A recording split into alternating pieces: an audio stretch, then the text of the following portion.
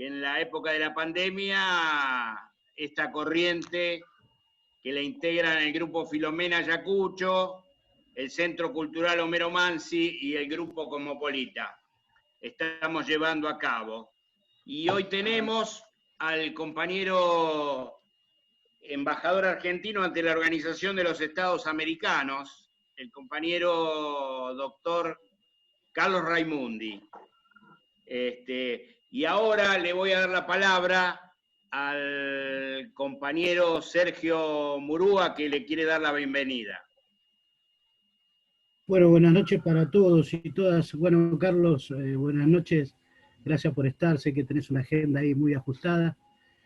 Y bueno, yo en realidad quería hacer una breve, porque vos tenés un currículum muy amplio. Sí, muy pero amplio. No vale la pena, no vale la pena. No vale la pena, no vale la pena. Lo que hagamos de acá para adelante, lo que hayamos hecho para atrás. Por eso, yo, como vos tenés muy ajustada la agenda, yo, nada, resumo en gracias por darnos este momento y ojalá podamos tener algunas consultas en base a este tema que nos parece tan importante y que el Grupo Filomena en conjunto con los compañeros pudieron plantear. Así que yo te voy a dar la palabra directamente, así te escuchamos a vos y te aprovechamos el máximo tiempo posible.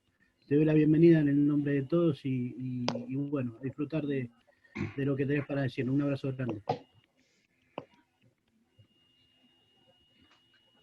Bueno, al contrario, yo soy el agradecido, compañeras y compañeros, muy buenas noches. No, lo que sí preferiría para aprovechar el tiempo no es no hacer yo una introducción ni larga ni corta, sino más bien quedar a disposición de ustedes en el sentido de saber qué perspectiva ustedes querían darle a este encuentro y cuáles son los temas que a ustedes les parece que podamos tocar, no solamente hablando yo, sino intercambiándolo. Así que díganme ustedes más o menos qué parece que podemos abordar como prioridad y qué temas van surgiendo, y entonces aprovechamos esta hora para algo que nos interese a todos. Pues yo temo a veces hacer una introducción que vaya en una dirección que no era precisamente la que ustedes habían previsto. Entonces, preferentemente, vayamos intercambiando y ahí yo agarro viaje y me expreso. Y Carlos, ¿no te parece, por ahí vos nos encuadrás un poco cuál va a ser la política de la Argentina en el marco de la OEA, y nosotros a partir muy sintéticamente, y nosotros te preguntamos? Bueno, podría ser. Bueno, hacemos así, mirá, yo creo que, a ver, estamos en dos, se van a dar cuenta ustedes que no tengo nada preparado, ¿no?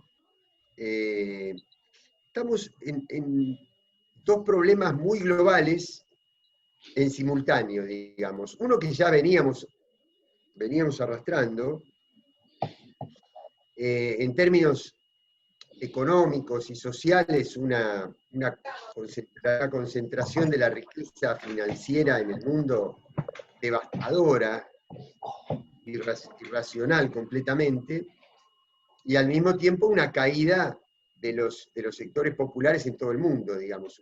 Ustedes todos los que están en esta conversación son militantes y saben perfectamente lo que significó en su momento el concepto de la relación centro-periferia. Pero resulta que la concentración fue tan grande que comenzó a carcomer a sectores de las periferias de lo que históricamente fueron los centros de poder. Es decir, ya no es únicamente el mundo desarrollado contra el mundo subdesarrollado, sino que la pobreza empezó a degradar sectores de lo que históricamente fueron países desarrollados. Y al mismo tiempo un descenso de lo que fue el eje geopolítico dominante durante los últimos 4 siglos, que es el eje norteatlántico. Primero con el Imperio Británico, después con el imperialismo de los Estados Unidos, pero que todos los indicadores de gran centro de poder están declinando. ¿A qué me refiero? A que están perdiendo áreas de influencia, a que están decreciendo en la tasa de crecimiento de la investigación en ciencia y tecnología, una cantidad de factores. Con esto no quiero decir que mañana se va a terminar eso, para nada. Estoy hablando de un proceso muy lento y al mismo tiempo el ascenso de otro eje geopolítico, es el eje eurasiático. Podría desarrollar un poquito más esto. En definitiva, yo creo que esto no tiene, obviamente, modifica el proceso, el momento de la unipolaridad, de la globalización debajo de un solo modelo, que fue lo que sucedió a partir de la caída del muro en adelante, lo modifica, pero tampoco es exactamente una especie de nueva Guerra Fría, porque tiene elementos de la bipolaridad propios de la Guerra Fría, pero al mismo tiempo las economías, tanto de China como de Estados Unidos, tienen mecanismos de conexión. Quiere decir que yo creo que vamos a vivir un tiempo de disputa y competencia y al enfriamiento de esa competencia, porque, por un lado, los Estados Unidos necesitan mucho de las importaciones chinas, China necesita del mercado estadounidense, y ese déficit que tiene Estados Unidos con relación a China están representados por títulos de la deuda pública de los Estados Unidos, que si Estados Unidos se cae también esa acumulación de reservas importantes que tiene China. Por lo tanto, va a haber elementos de disputa y de cooperación, no digo de cooperación, pero de enfriamiento, de suavización de esa disputa. Lo que está en disputa, básicamente, el 5G, la tecnología de quinta generación. ¿Qué es? Yo creo que hay momentos, vamos a tomar 2 o 3 momentos de los últimos tramos de la historia mundial. Cuando se produce en el siglo XIX la irrupción de los grandes inventos, la electricidad, el telégrafo, una cantidad de elementos en las comunicaciones, aceleran, hacen de alguna manera explotar el ritmo de la producción en serie. Es la segunda etapa de la revolución industrial, y ahí se produce un cambio en el mundo, porque se llamó la nueva división internacional del trabajo, y hubo quienes se insertaron en ese mundo desde la perspectiva de países industriales y países agropecuarios. Para hacer un paréntesis, los Estados Unidos tuvieron una guerra mundial, una guerra civil para decidir eso, y se decidió en favor de los industriales. Y América Latina tuvo 2 guerras civiles. La del Pacífico, donde las empresas financiadas por el Imperio Británico del norte de Chile le quitaron territorio y liberaron la unidad peruano-boliviana y le quitaron la salida al mar a Bolivia, pero básicamente la guerra del Paraguay, la Triple Alianza, que terminó con el modelo de desarrollo más fuerte, más potente que tenía la región en el siglo XX, ganaron las oligarquías agropecuarias y terminaron convirtiendo a nuestra región para que se insertara en esa división internacional del trabajo desde la perspectiva agroexportadora y no industrial. Y esa fue la etapa que se organizó el sistema de instrucción pública, el diseño de las redes ferroviarias, los manuales de instrucción, las fechas patrias, es decir, toda una cantidad de factores que organizaron el Estado Nacional desde la perspectiva de que la prosperidad de la Argentina era el sinónimo de la prosperidad de su clase terrateniente. Y todavía heredamos esa plataforma cultural colonizada muy fuerte que los gobiernos populares en las distintas etapas del siglo XX la combatieron fuertemente, instauraron otros valores, pero no terminamos de ganar esa batalla. Otro momento fue cuando los Estados Unidos, después de la crisis de 1929, proponen la idea del estado de bienestar. Fue la etapa del capitalismo productivo, que fue una etapa de muy alto crecimiento, y dentro de todo, dentro de los últimos siglos, fue la etapa de mayor inclusión. Había puja distributiva, había lucha entre el capital y el mundo el universo del salario, pero había inclusión de mano de obra, organización de la sociedad, intervención del Estado y demás. Pero ya a finales de los 80 principios de los 90, entre la revolución tecnológica y la desregulación financiera, ese momento se resignifica, digamos, se reconfigura y pasa de capitalismo industrial, inclusivo, donde el origen de la tasa de ganancia era la producción y el intercambio de bienes tangibles, a un sistema cuyo modo de optimizar y de maximizar la ganancia es el intercambio y la reproducción de bienes intangibles. Es decir, ya no es la producción lo que genera dinero, sino que es el dinero lo que genera dinero. Y eso implica todo lo que nos vino de los 90 para acá. Pues yo creo que hoy estamos en un momento bisagra desde ese punto de vista, porque el impacto que va a tener la tecnología de quinta generación al multiplicar la velocidad y la cantidad de satélites, la distancia de la Tierra que tiene para reproducir la comunicación, para mandar la señal y volverla a transformar, es tanto mayor, digamos, de lo que tenemos en este momento, que va a incidir sobre todas las áreas, no solamente del mundo del trabajo y la producción, sino de las relaciones sociales, de las relaciones humanas, etcétera, etcétera. ¿Quién lidera ese proceso? Va a determinar quién va a ganar espacios de hegemonía en esta disputa geopolítica. Ese es uno de los problemas. A eso se le agrega un tema inédito que no esperábamos, digamos, que no es que era del todo inesperado, porque hubo muchos anuncios de que este modo de organización desenfrenada del capitalismo podía producir, así como venía produciendo problemas enormes en la naturaleza y el medio ambiente, los podía producir desde el punto de vista de la salud pública como lo tenemos ahora.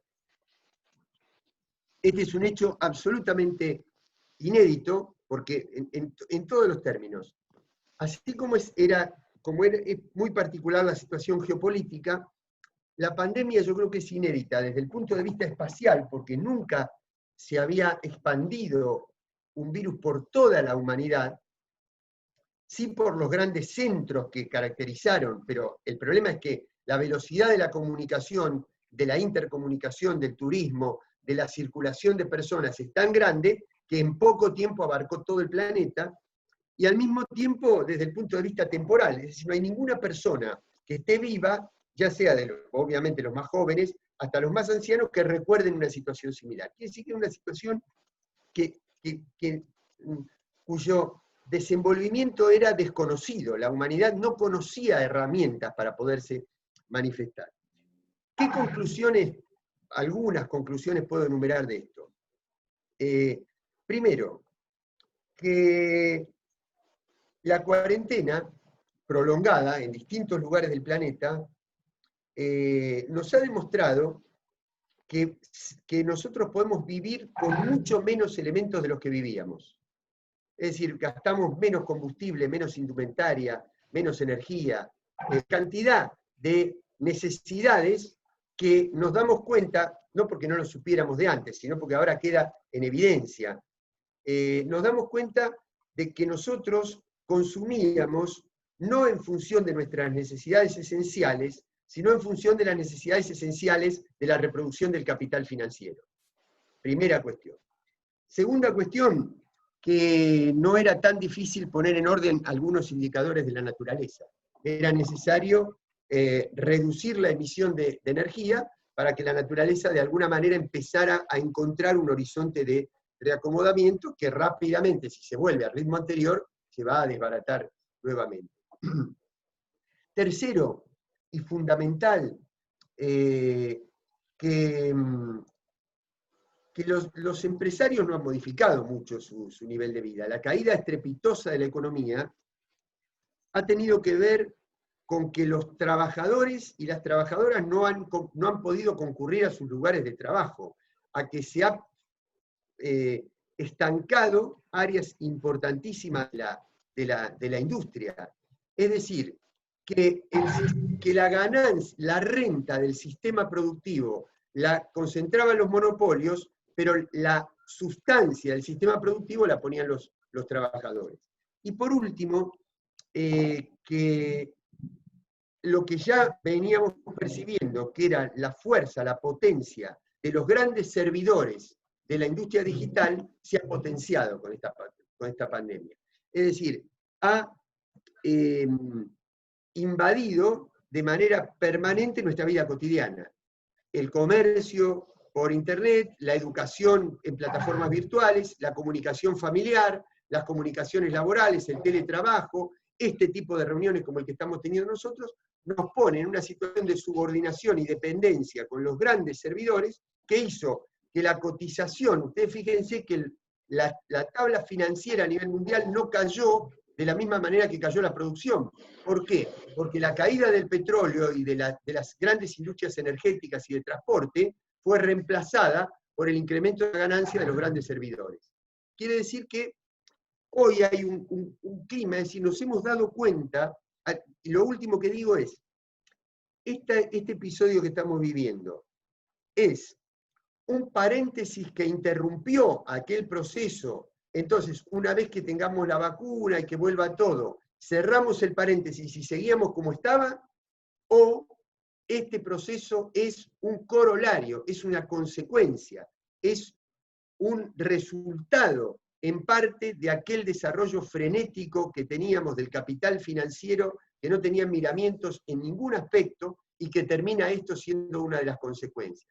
Porque si la respuesta es esta segunda, nuestro gran cuestionamiento político es que cuando salgamos de esto no podemos retomar el camino que ya teníamos, sino que tenemos que hacerlo desde nuevos paradigmas, que tengan que ver con una nueva mirada de lo que tiene que ser el sistema de salud pública, el papel del Estado, la contribución fiscal que tienen que hacer los grandes conglomerados, que hay que condonar deuda de los países menos desarrollados, que hay que poner impuesto a los grandes servidores, que hay que terminar con los paraísos fiscales, y esta tiene que ser nuestra agenda. Termino con esto. Esta mayor conciencia que hay hoy sobre estas cosas no necesariamente se convierte de manera automática en fuerza política.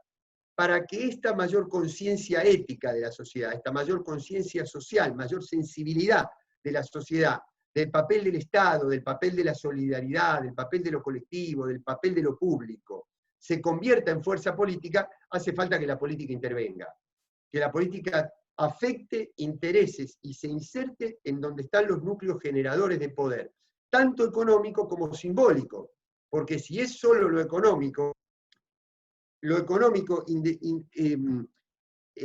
inmediatamente, primero, no basta con solo lo económico, porque lo económico tiene una capacidad de incidir sobre los generadores de sentido común y de poder simbólico, que el día de mañana, por más que exista toda esta conciencia moral en la humanidad, 5 series de Netflix y 2 superproducciones de Hollywood nos vuelven a poner en el lugar anterior. Y bueno, y yo sigo creyendo que América Latina tiene un lugar que jugar porque tiene algunos elementos, como por ejemplo que todavía es una zona de paz, por eso no podemos permitir que la injerencia externa quiebre esa situación de zona de paz. Por eso a mí, por una parte, me entusiasman los procesos de movilización callejera, pero temo que se tornen en un fenómeno crónico, porque a partir de ahí empiezan a operar, el poder empieza a operar sobre esas movilizaciones para generar otro tipo de contradicciones que de una manera o de otra llevan a la pérdida de estatalidad, a la pérdida de organización política y a la pérdida de organización social. Y además de toda la riqueza que tenemos, y todavía tenemos más estatalidad, a pesar de las crisis que sufren muchos de nuestros estados, tenemos más estatalidad que en otras regiones del mundo. Me refiero a Medio Oriente, me refiero al África, otros lugares subdesarrollados que tienen que emerger, no tienen las mismas herramientas que tiene América Latina. Por eso el desafío es grande. Yo termino acá este primer panorama así, muy, muy general, y quedo a disposición de lo que ustedes puedan preguntar, y prometo brevedad en el intercambio para optimizar el tiempo que nos queda. Bueno, los que quieran hacer preguntas pueden hacerlo. Donde dice participantes, fíjense que pueden, ahí dice levantar la mano, en algunos casos está escrito en inglés, es a la derecha, marquen ahí como que quieren hablar y levanten la mano. Si no, por chat me pueden decir que piden la palabra y yo leo y los voy anotando. Si estamos todos de acuerdo. Bueno, yo tengo anotado a Sergio Murúa, que quería hacer una pregunta. Dale, Sergio. Y Daniel Galazo dice también, quiero Sí, preguntar. sí, y Daniel también, sí, lo acabo de ver.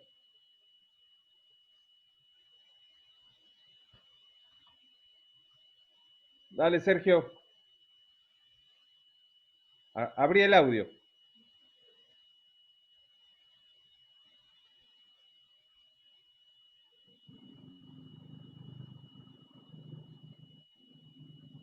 A ver, dale. Ahora sí, Dale. no me dejaba desmutearme. Está bien. Bueno, Carlos, la verdad es impecable, ¿no?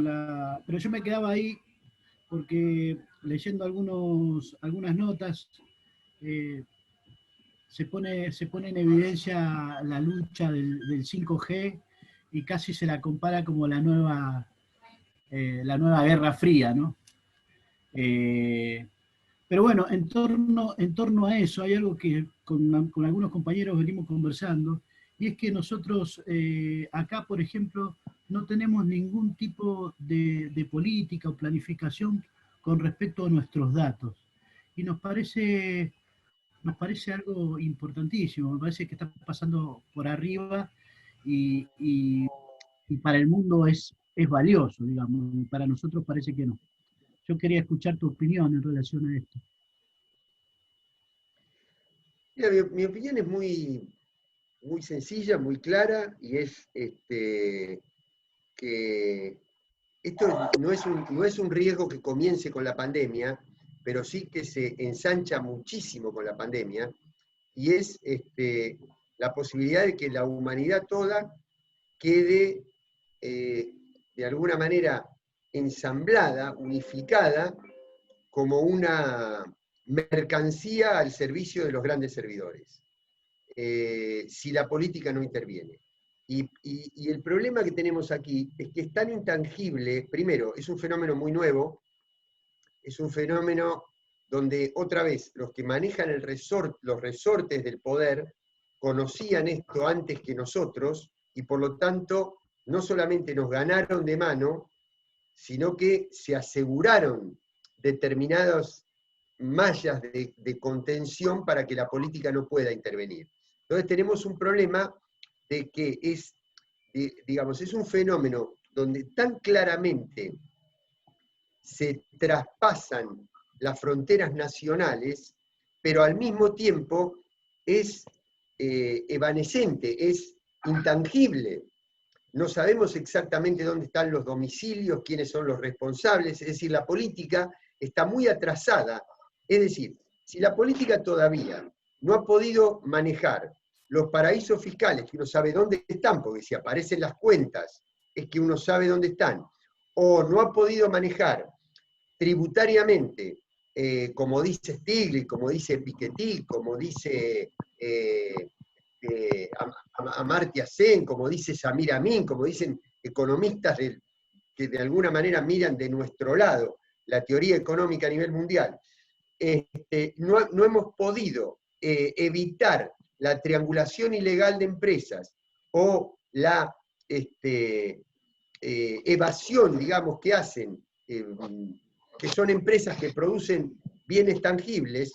Imagínate lo que va a costar organizar a nivel mundial la tributación de quienes producen este tipo de bienes intangibles. Pero hay que hacerlo. El problema es que hay que hacerlo, es muy, muy impotente la capacidad que puede tener un solo país, muy impotente.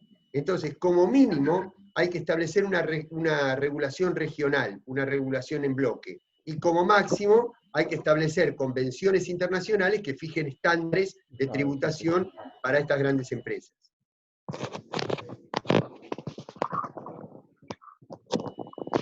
Bueno, no soy un especialista en esto, no soy un especialista como para poder adentrarme mucho más en el tema. Daniel Galazo. Sí, compañero Raimundo, y buenas noches. Coincido plenamente en los rasgos esenciales de tu exposición acerca de la visión que tenés del mundo, pero quería reflexionar acerca de que, teniendo en cuenta la magnitud del enemigo, porque es el enemigo que tenemos que enfrentar, y teniendo en cuenta los desafíos que son ético-morales, económicos, de distribución, de justicia, digo, ¿la democracia formal ofrece el marco adecuado para poder derrotar a semejante enemigo? ¿Tenemos las armas con la democracia formal? Yo definitivamente creo que no. Claro. Creo que categóricamente, a mí me parece que pensar que se puede, digamos, escindir la injusticia intrínseca de un modelo de acumulación económica de el modelo de representación política que lo sostiene, me parece un grave error, una trampa intelectual que nos ha puesto la colonización cultural que sufrimos.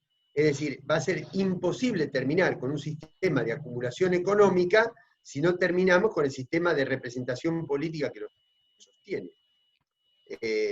Tan sencillo como eso. Es decir, un sistema de representación política no es neutro, no es aplicable a cualquier modo de acumulación. Un modo de acumulación popular necesita un sistema político popular, de poder popular, si no, está condenado.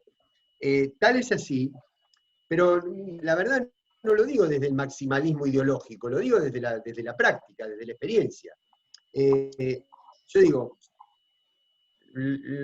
vamos a poner como ejemplo Europa, para no poner ejemplos nuestros que son más cercanos y que son más válidos todavía. En Europa nadie puede decir, porque aquí pueden decir que los sistemas políticos son imperfectos, pero en Europa no. En Europa hay parlamento, hay fiscalización electoral, hay sistema de partidos políticos, hay gobiernos organizados y demás. Y Europa está en una crisis profunda. Tal crisis profunda está que aquel viejo modelo que nos servía de ejemplo de integración, y nos servía de ejemplo porque tenía instituciones que al interior de Europa servían, no porque yo, ¿cómo les podría decir? No porque yo esté enamorado de ese modelo, porque para que ese modelo sirviera adentro de Europa, Europa tenía que hacer los estragos que hizo afuera de Europa. Así que no es que lo tomo como ejemplo de integración en sí mismo.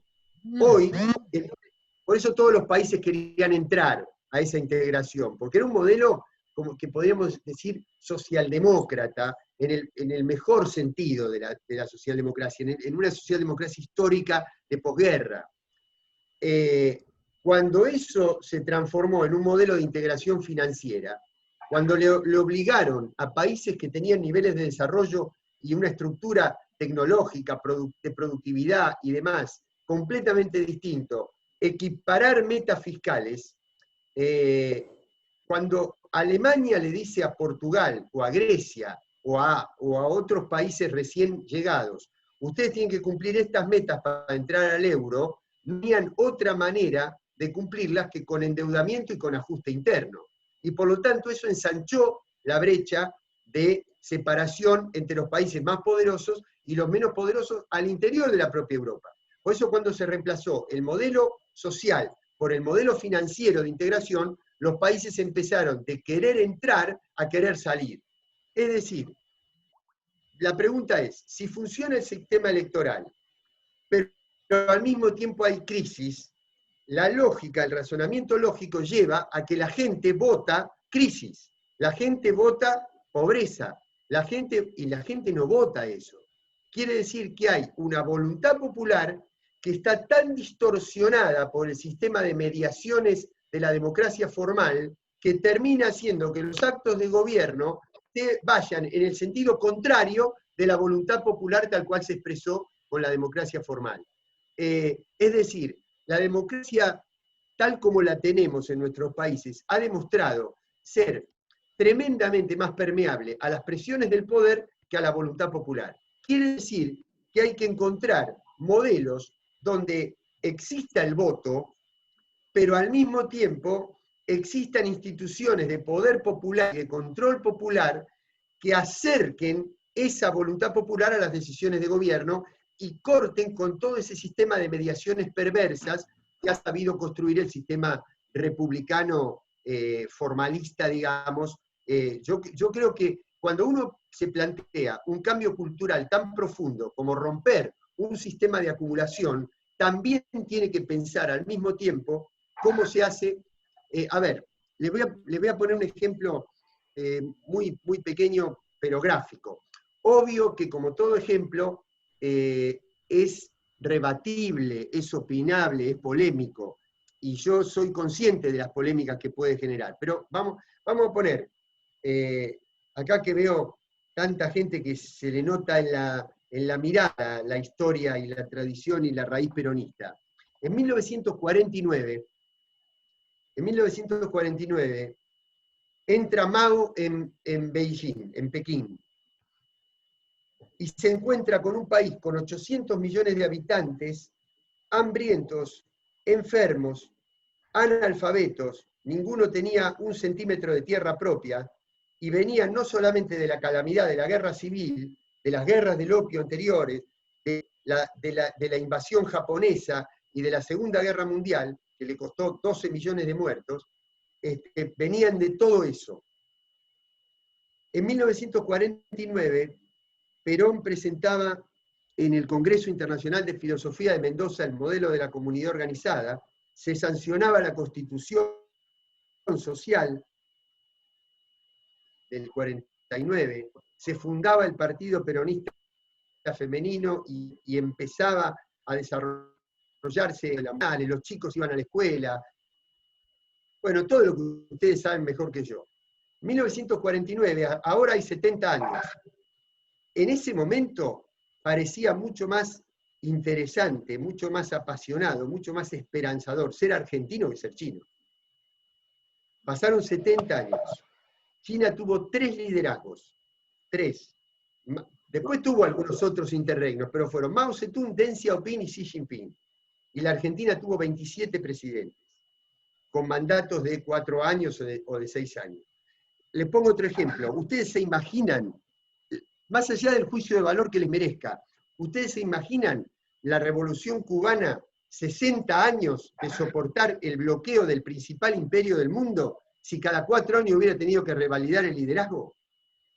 Entonces, para cambiar paradigmas históricos hay que tener mandatos políticos también de carácter histórico. Es decir, hay que repensar filosóficamente, estructuralmente, constitucionalmente el cambio del sistema político. Si no, no hay forma de cambiar de manera estable el cambio del sistema económico. Y esa es parte de la realidad por la cual, cuando tuvimos toda esa postal de los presidentes populares que vinieron a Buenos Aires para festejar el bicentenario o que rechazaron el ALCA, no pudieron profundizar el proceso.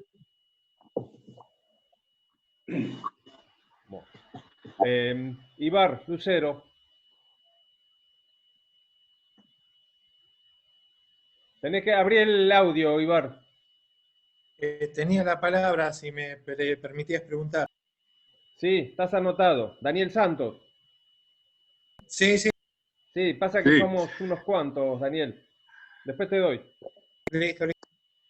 Quería aprovechar la presencia o la posibilidad de que lo tengamos en este momento al compañero, que va a cumplir una función muy importante a Estados Unidos, a la OEA, en un momento de crisis de Estados Unidos, en un momento en que América Latina también tiene una crisis muy grande, porque varios de nuestros países han dejado de lado la Organización de la Integración Latinoamericana, y Estados Unidos está yendo a un proceso electoral.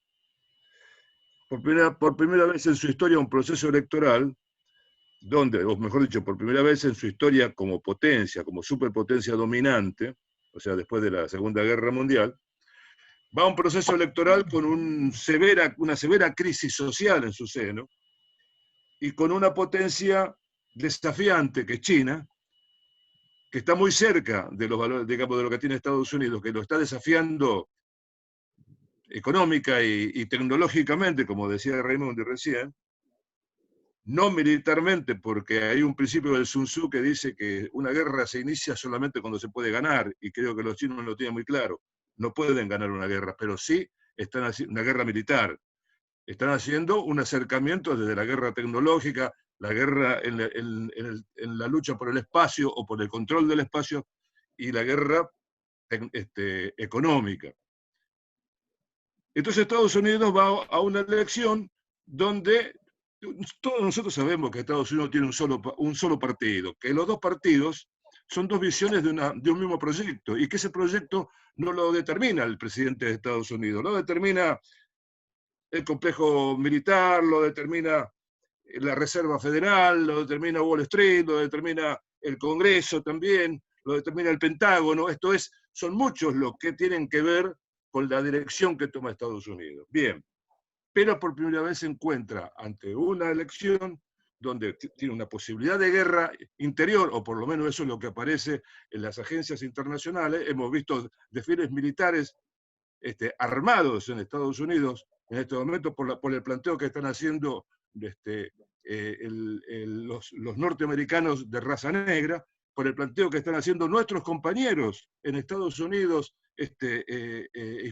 hispano-norteamericanos, y por los planteos que están haciendo la minoría WAPS, que va quedando cada vez más arrinconada. Bien, de este resultado electoral, ¿qué puede esperar América Latina?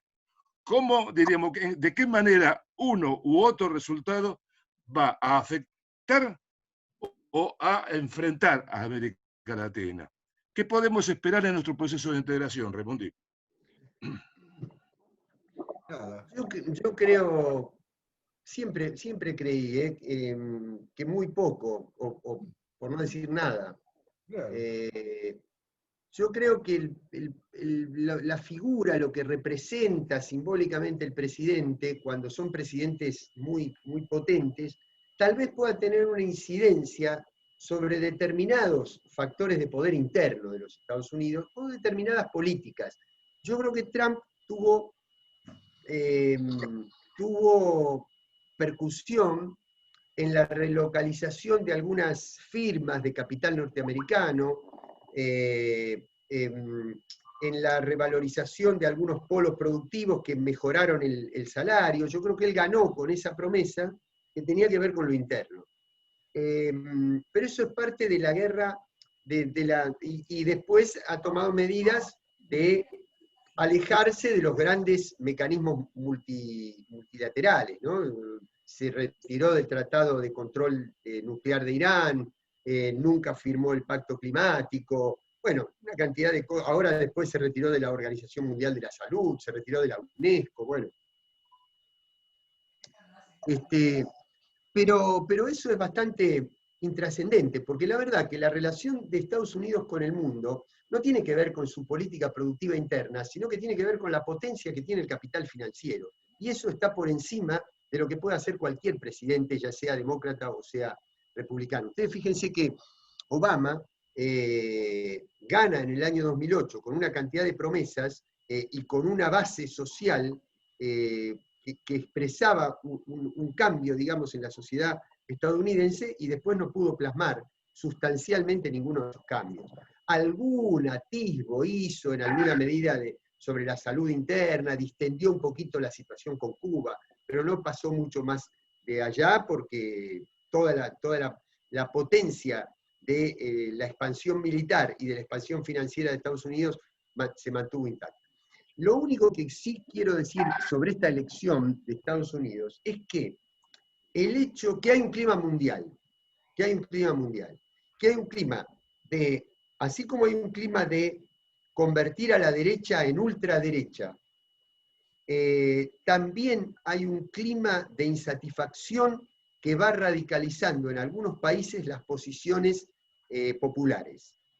¿Y dónde lo veo esto? Que un candidato muy moderado, como Joe Biden, que es el que va a competir con Trump, tuvo que elegir a una candidata afrodescendiente para integrar su fórmula. Esto no es que a mí me dé una esperanza desmesurada, ni nada que se le parezca, no. Lo que quiero decir, ustedes vieron que en los países como los nuestros, últimamente, para poder ganar votos, en lugar de tener que radicalizar nuestras posiciones, las tenemos que moderar y las tenemos que llevar hacia el centro. Bueno, en Estados Unidos, hoy, para ganar votos, hay que llevar las posiciones hacia la izquierda. Y eso está hablando de un clima, de rebeldía, de cansancio, de hartazgo. Que ustedes me dicen, ¿en qué va a cambiar para América Latina? No, podrá cambiar muy indirectamente en el sentido de que si hay efervescencia en Estados Unidos, que es la capital del statu quo, quiere decir que eso después, repercutiendo en nuestros países, puede generar clima, pero no por el cambio de gobierno, sino porque seamos capaces nosotros de hacer. No, yo creo que nosotros no podemos esperar cambios sustanciales de un nuevo gobierno de Estados Unidos. Nosotros tenemos que expresarle a los pueblos hermanos de nuestra región, que mostrarles un poco lo que fue la experiencia argentina, que tuvo movilizaciones durante los 4 años de macrismo muy grandes, pero que logró condensarlas en una organización política y social que fuera capaz de reconquistar el poder del Estado. Yo creo que si hay un cambio en América Latina va a venir por la recuperación de gobiernos populares, que asumamos la experiencia anterior y lo que nos faltó y lo podamos profundizar en una futura etapa, pero no por el gobierno de Estados Unidos. Bien, Daniel Santos. Bueno, buenas noches, Carlos. Te quería hacer una consulta, te quería preguntar cómo evaluás el equilibrio de fuerzas, progresistas sobre todo, dentro de la OEA, porque verdaderamente me parece que estamos un poquito en minoría, y cómo encararías vos esta situación, ¿no? Sí, lamentablemente no hay equilibrio de fuerzas en la OEA. El secretario general obtuvo un nuevo mandato en marzo por 22 votos contra 10. Así que, o sea, mucho más del doble, o sea, más del doble de lo que votamos otro candidato. Así que no hay equilibrio de fuerzas. La OEA, ¿por qué resurge? La verdad, en la etapa de los gobiernos populares nuestros no se escuchaba hablar de la OEA. ¿Por qué? Porque estaba CELAC, porque estaba UNASUR. Y ahora, ¿qué pasa? Al cambiar el mapa político, esas organizaciones se debilitan y resurge la que tenía las instituciones más aceitadas, más estructuradas. Pero obviamente la OEA expresa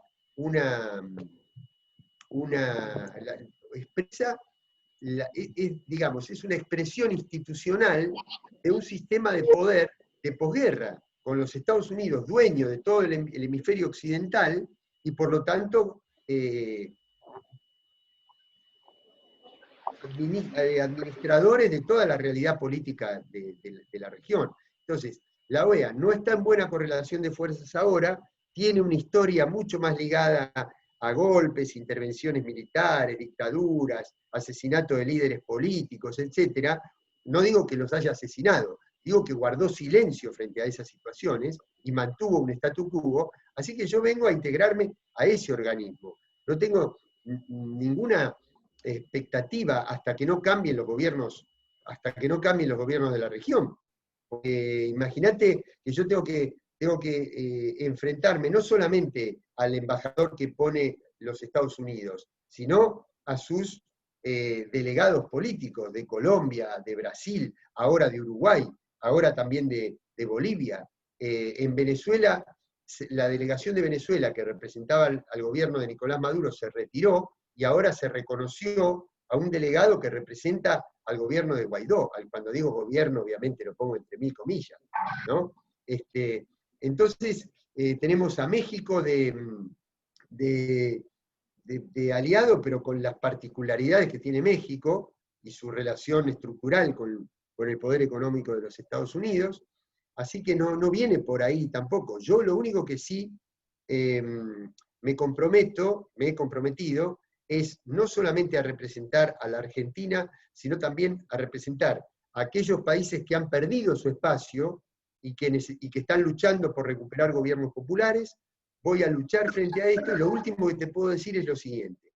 Hay quienes sostienen que cuando un país está muy débil, tiene que hacer algunas concesiones y tiene que relativizar algunos principios históricos de su política exterior para favorecer su posición en algunas negociaciones con factores de poder.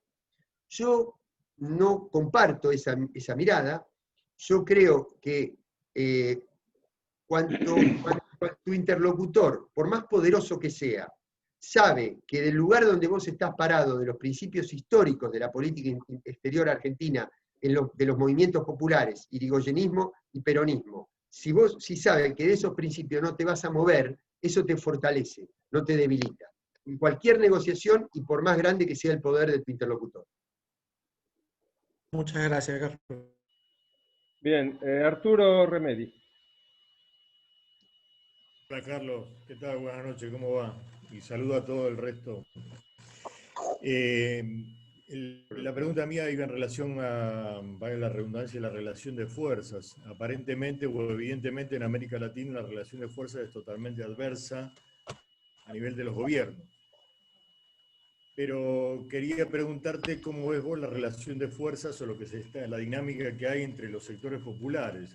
Vos diste el ejemplo ahora de Estados Unidos, que hay que ver cómo continúa esto por las movilizaciones por el asesinato de esa persona negra y otras movilizaciones que se están dando en Latinoamérica, por ejemplo el caso de Bolivia actualmente y lo que quedó a mitad de camino porque lo cortó la pandemia en el caso de Chile. Entonces la pregunta concreta es cómo ves la relación de fuerzas o qué dinámica le ves vos al movimiento de masas en Latinoamérica en este sentido. Muy breve voy a hacer, Arturo.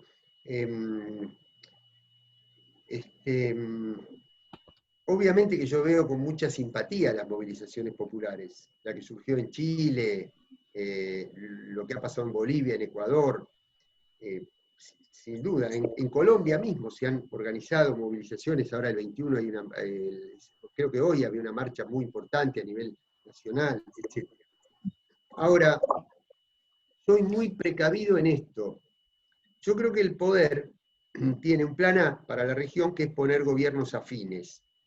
Y tiene un plan B, que es no dejar llegar a gobiernos de signo popular. Y convertir, vuelvo a repetir, convertir a esos procesos de movilización en una especie de primaveras árabes que terminan no organizándose, no reconquistando el Estado, y entonces dejando el poder en un estado de cierta anarquía, de tal manera de poder ingresar con sus dispositivos de seguridad y de espionaje internacional, y de control social y de disciplinamiento social, y con el control de los recursos naturales. Entonces, las movilizaciones indican que hay un ciclo abierto, pero si esas movilizaciones no logran condensar en una organización política que tome el poder del Estado, me parece que se quedan a mitad de camino y son el plan B del poder.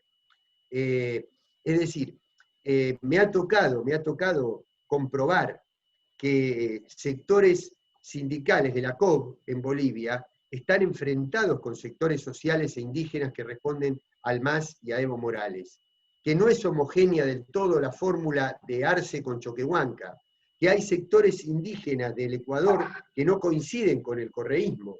Ahora, el problema es que los dos sufren por igual los embates del neoliberalismo. Si no encuentran un camino de unidad, aún en la diversidad, pero de unidad, para resolver la contradicción central, es decir, compañeras, compañeros, ustedes saben que nosotros en la Argentina tenemos un frente que es amplio, es decir, ¿para qué? El macrismo, que tuvo tanto respaldo internacional, nunca, jamás hubo, ni en la Argentina, ni en muchos lugares del mundo, un gobierno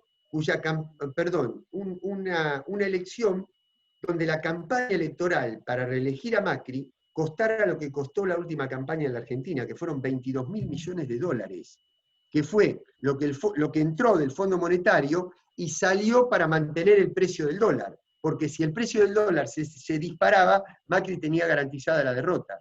Quiere decir que por razones geopolíticas lo subieron, y esa campaña de Macri, que ni aún así pudo ganar, costó lo que le costó a la Argentina. Quiere decir que para poderle ganar a una estructura de poder tan gigantesca como esa, que tuvo el apoyo de Trump, de los bancos, de los medios, del sistema de poder mundial, de todo lo que quieran, y aún así le pudimos ganar, quiere decir que tuvimos que construir un frente muy amplio. Al tener ese frente muy amplio, nosotros no estamos de acuerdo con todo lo que hace este gobierno, por lo menos yo no estoy de acuerdo con todo lo que hace, pero sí sé que durante 4 años no van a fugar, entre fuga y endeudamiento, sacarle al país otros 200.000 millones de dólares. Sé que a veces me tengo que encontrar con compañeras o compañeros que tienen posiciones más moderadas, más complacientes, más tibias, lo que ustedes quieran, pero defiendo esto a muerte, porque hay un gobierno que se hizo cargo de la pandemia, que está haciendo asistencia fiscal desde el Estado, social desde el Estado, y una cantidad de cosas. Entonces, esto no me lo van a sacar. Voy a dar todas las disputas que haga falta. Yo estoy en un sector del frente muy concreto. Yo sé que no tengo la misma mirada que Gustavo Vélez sobre el papel de los Estados Unidos en la recuperación de la Argentina, claramente, pero voy a defender esto que tengo. Entonces, desde este lugar es que creo que hay que luchar para que los procesos de América Latina reencuentren el lugar de dónde mirar, dónde está la contradicción central. Y donde está la contradicción central es expulsar el neoliberalismo saqueador y depredador del Estado y ocupar el Estado. Y a partir de ahí surgirán nuevos conflictos, pero que van a ser, no que no sean importantes, pero van a ser menores que el conflicto central. Y eso es de donde creo que puede venir un cambio en la correlación de fuerzas en América Latina.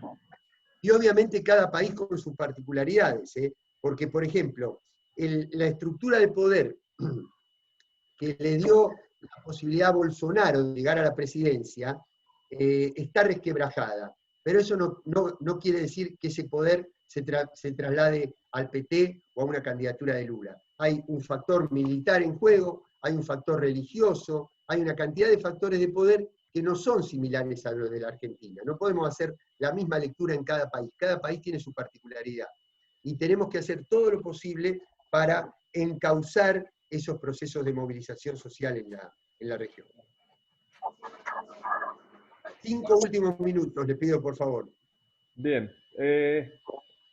Tenemos Ramón Espinosa, Mimi Agostino, Víctor Robledo y Jorge Estazuno. ¿Quieren hacer los 3 juntos y yo después las contesto juntas, puede ser? Dale, Ramón. Buenas noches, Carlos. Yo lo que quería plantear es lo siguiente. Me preocupa mucho el rol del Estado, Carlos, el rol del Estado y la necesidad de un nuevo paradigma, por ejemplo, el trabajo y los derechos sociales, Carlos, para adelante, como paradigma central, digamos, respecto de esto que ya nos metieron, que se de la quinta generación. Bien, Mimi. Bueno, un poco me la contestaste en otras respuestas, pero preguntarte, Carlos, si Estados Unidos no va a una guerra civil, teniendo en cuenta que Antifas y el Black Lives Matter está subvencionado por la American Society, y detrás sabemos que hay una gran filantropía, una pseudo filantropía, subvencionada por el señor Soros, que ya ha destruido Yugoslavia. Bueno, Víctor Robledo.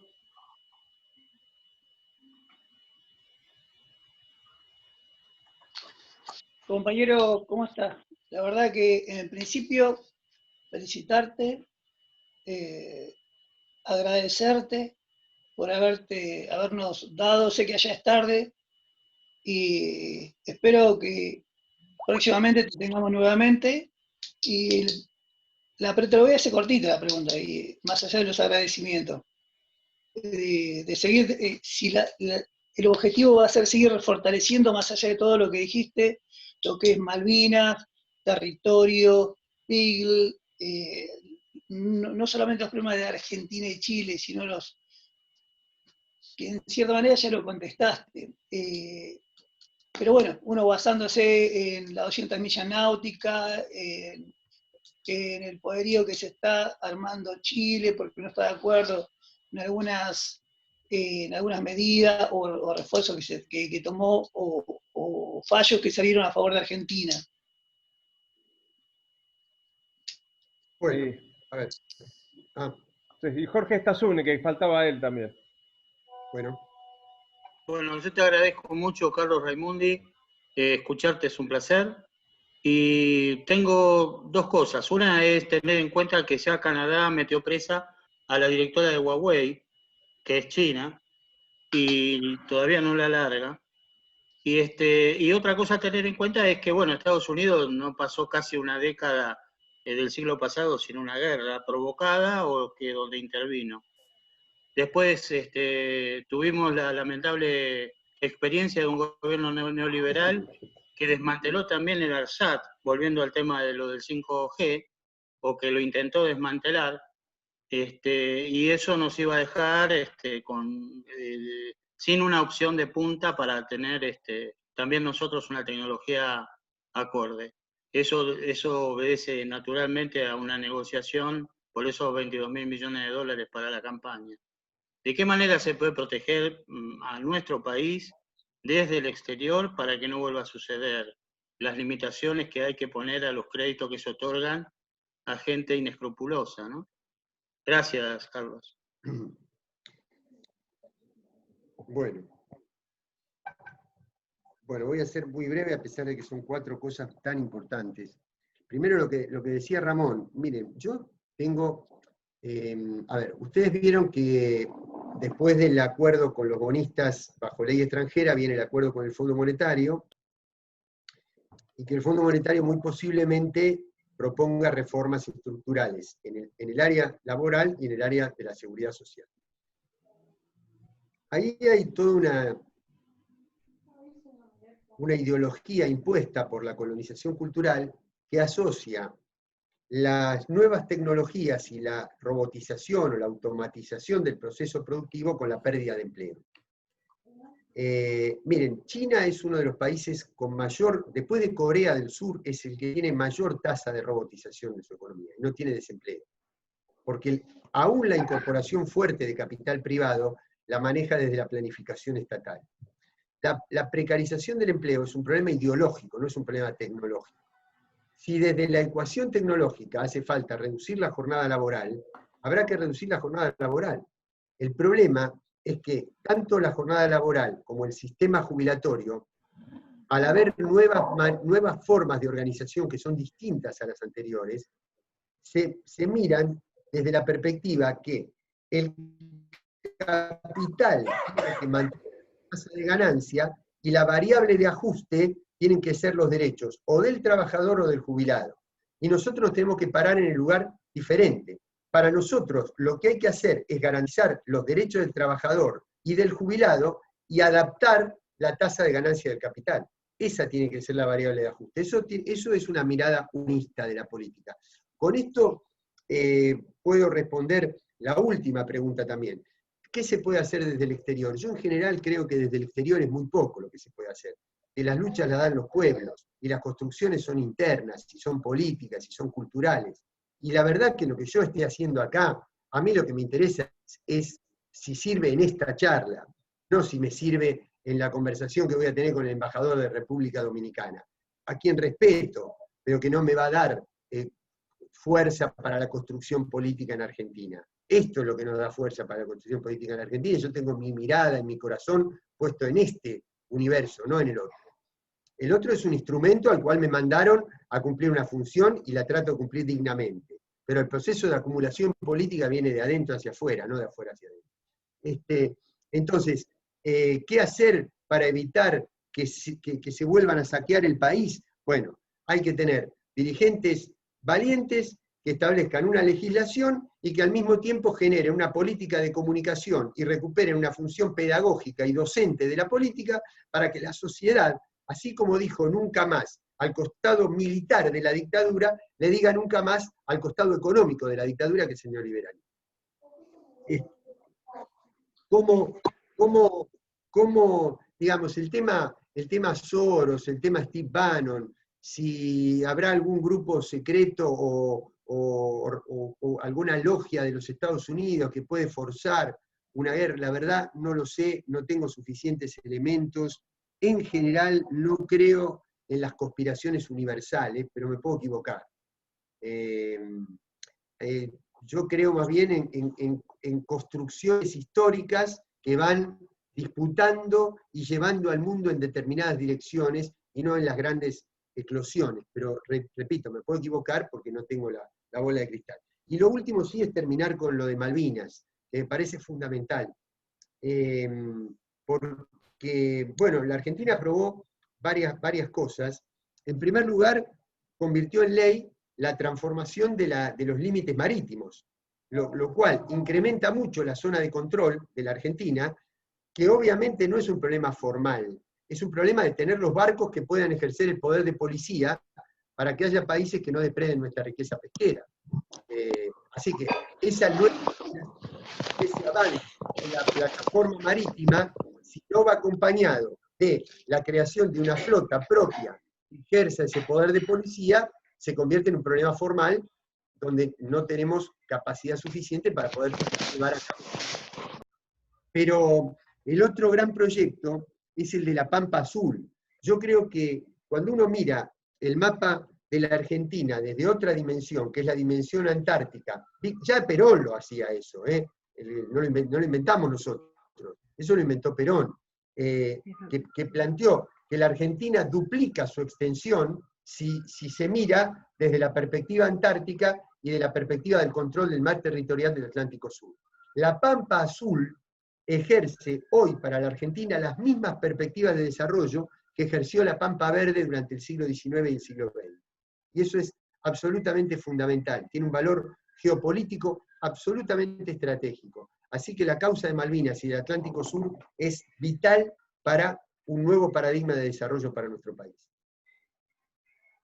Bueno, yo les agradezco infinitamente. El tema es así, yo no tenía previsto, pero me comprometieron a una cena, a la cual ya estoy llegando tarde, pero no importa, porque aquí aquí se cena mucho más temprano, y además tengo que ir caminando, pero que es necesario porque en octubre se va a hacer una asamblea general de la OEA, y yo necesito que se apruebe por unanimidad el apoyo por el tema Malvinas. Y esto es una cena que tiene que ver justamente con eso. Por eso les pido 1000 disculpas y quedo a disposición para que próximamente nos podamos volver a encontrar.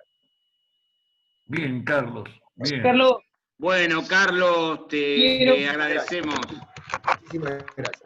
Te queremos agradecer. Éxitos en tu gestión, Carlos.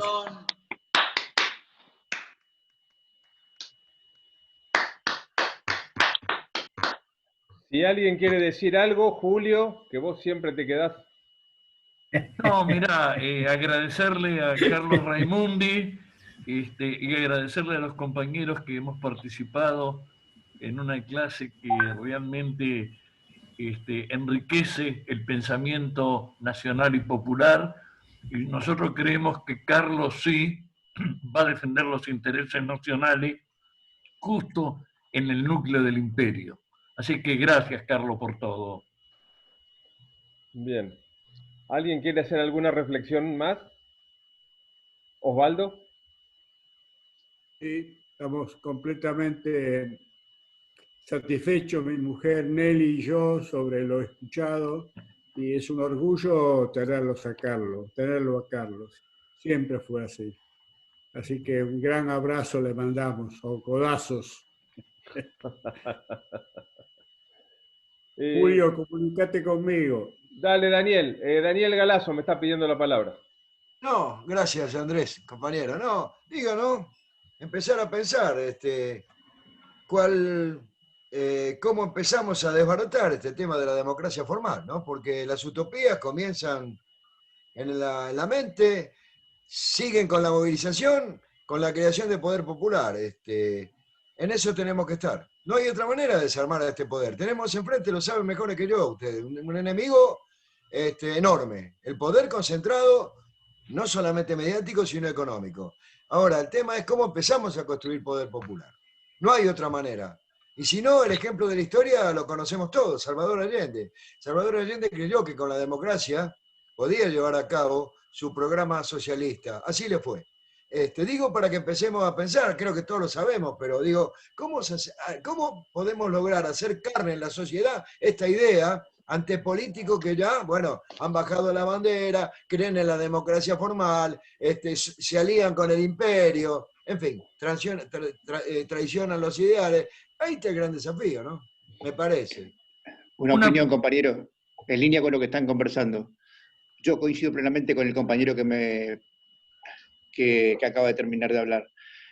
Yo coincido plenamente con eso. Ahora, el punto es el siguiente, que la militancia, necesitamos elevar la mirada política, y en línea con lo que planteaba Carlos, me parece que es absolutamente así, y está demostrado en la historia, pero yo le voy a advertir a todos los compañeros que me están escuchando, con todo el respeto que me merecen, esa batalla la tenemos que ganar para arriba, porque gran parte de nuestra dirigencia política ha sido colonizada absolutamente. En consecuencia, estos espacios tienen que prepararse para ocupar lugar en el Estado, pero para construir esta mirada, desde esta mirada. Porque la dirigencia política ha sido colonizada desde el 55 para acá, se han dado una política excepcional, la inteligencia superior norteamericana, con nuestro dirigente, y lo han ganado. Y si no, fíjense el rol que le han puesto a jugar a una parte del PJ, pero también fundamentalmente a la UCR y a los demás partidos políticos en Argentina. O sea que ellos han hecho un laburo preciosista en la subjetividad de nuestro pueblo, y en consecuencia me parece que la militancia tenemos que hacer un esfuerzo muy, muy grande para tratar de elevar el piso cultural de la política en la Argentina. ¿Sabe por qué digo esto? Porque la mayoría de nuestra dirigencia política que estamos votando dentro del Estado no nos ve como militantes, sino que cuando te da un lugar en el Estado ya te transformas en empleado de ellos. En consecuencia es muy complicado digamos, el debate político ideológico que tenemos por delante. Yo estoy muy contento de haber escuchado esta charla y les agradezco a ustedes, y tenemos que seguir cimentando todas estas ideas en los territorios y junto con los ámbitos de debate, porque me parece que esta es la tarea que realmente tiene que hacer la militancia. Gracias. Julio. No, primero agradecerle a Ramón Espinosa, coincido totalmente con él. Y mira, Daniel, mañana es 22 de agosto. El 22 de agosto del 51 fue el Cabildo Abierto del Justicialismo en la avenida 9 de Julio. Esa es la democracia plebeya, esa es la democracia nacional, esa es la democracia popular, esa es la democracia que necesitamos, no la democracia fósil, no la democracia formal, no la democracia enclaustrada. Son dos aspectos democráticos, pero nosotros los de campo nacional y popular, tenemos que decidir las cosas en la calle con la construcción del poder popular tal cual como lo señaló Ramón. Así que me parece muy importante esa apreciación. No, yo coincido con vos, perdón, coincido con vos, Julio, totalmente. Además, yo creo que ese 1 de mayo y en otras tantas ocasiones que fuimos a la plaza ya por el 73, 74, lo dijimos claramente. No queremos carnaval, asamblea popular. No queremos carnaval, no queremos la reina del trabajo, no queremos esa pelotudez. Ya lo dijimos claramente. Bueno, coincido que hay que traer ese concepto de nuevo y me afirmo en lo que vos decías. Porque para eso así se construye poder. Y habría que hacer gran asamblea para que la oligarquía pueda ver al pueblo movilizado apoyando a un gobierno, pero tiene que existir como paso anterior la decisión política. De que plantea al pueblo, lo cita a la plaza. Bueno, mirá, me están apretando con esto. ¿Qué hacemos? ¿Ustedes me apoyan? Que lo vean. Esa es la democracia, justamente abonando lo que vos estabas diciendo, ¿no? Asamblea popular, no hay otra. Ahora, ¿el poder político actual está dispuesto a hacerlo? Jorge. Sí, yo creo que la manera de sostener un gobierno popular justamente es la construcción de poder popular. Creo que es la manera de poder sostener las políticas populares de un gobierno. Y también tenemos que pensar que el enemigo es muy importante que tenemos, por eso es importante la construcción popular, porque si nos ponemos a imaginar cada momento que nosotros vemos el desarrollo logístico que ha tenido todo el sistema policial que ha tenido el macrismo, que indudablemente ha sido planificado con el mayor nivel, porque todos los días cuesta imaginar la complejidad del poder policial que ha tenido durante estos años, ¿no? Y que cada sector, desde todos los rincones del gobierno nacional. Y también quería decir que mañana es 22 de agosto y tenemos que recordar a 19 compañeros. Son los compañeros que fueron asesinados por la dictadura militar en Trelew. Así que creo que debiéramos hacer el homenaje a esos compañeros. Muy bien, Jorge, muy bien. ¿Alguien quiere agregar algo? Quisiera agregar algo. Dale, Daddy. Con todo respeto, o sea, considero que sí, si no hay conciencia social y conciencia política, no hay gobierno popular que resista. Y para eso un actor fundamental es la integración de la juventud en todo esto, porque verdaderamente todos los que estamos acá somos gente que pasamos los 50. ¿Vos no? Yo no. Bueno, yo me no. alegro. Yo no. Bueno. Yo tampoco. No mientas, está bien. Está bien, somos todos chicos, somos todos jóvenes. Y para eso también tenemos que flexibilizar un poco el discurso y la forma de integración de la política. Porque como docente de la UTN, me ha pasado que los jóvenes son muy lábiles y se van por las ramas. O sea, cuando el discurso es muy denso, es muy importante, verdaderamente hay veces se cansan. Y creo que es fundamental tener una forma distinta de hacer el discurso, cosa de captar al joven y que se integre, y otra de las formas importantes también dentro de lo que es el estamento político y la gestión pública, tratar de integrarlo, ¿no? Que no se sientan desplazados, porque al fin y al cabo lo que está llegando, que es en parte lo que decía Ramón Escobar, son siempre los mismos artífices, ¿no? Los mismos vectores. Y verdaderamente necesitamos un cambio de rol en todo lo que es gestión pública y gestión estatal. Eso es lo que quería agregar, nada más. Gracias a todos. Sí, agradecer, a todo el auditorio de este Zoom que realmente ha traído a Carlos Raimundi, que estuvo muy claro y la verdad que verdaderamente nos dejó pensando, como dijo un compañero, algunas cuestiones. Muy enriquecedor, muy bueno. Y bueno, coincido mucho con Jorge, y además me sumo al homenaje a los compañeros caídos en Trelew el 22 de agosto. Hay un Zoom que me llegó ahora que se lo paso, Jorge, y si lo pasás a los grupos en homenaje a los compañeros de Trelew, 17:30, mañana, sábado, de los compañeros de Causa Nacional. Compañero Fernando Vaca Narvaja va a hacerle un homenaje a los compañeros de Trelew. Así que te los paso y sí, por favor, se los todos los compañeros. Y bueno, y también recordar a Eva Perón en su renunciamiento de mañana, que justamente también otra víctima de esta presión que se ejerce cuando se quiere construir poder popular, como construyó Perón y Eva, y que tuvo que hacer un renunciamiento en función por lealtad al general y por por seguir de alguna forma la lucha por otros medios, digamos, porque se había complotado contra ella.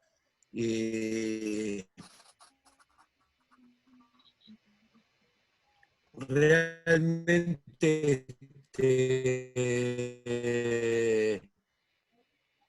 bueno, un homenaje a Eva, nuevamente felicitar a todos los compañeros y muy agradecido con Carlos Raimundi, y nos vemos en los homenajes mañana. También, perdón, está el tema de Eduardo, que por eso, Jorge. Sí, justamente iba a anunciar lo de Eduardo Valdés. Sí, bárbaro. Dos noticias. Mañana sábado, ¿a qué hora es, Eduardo? A las 19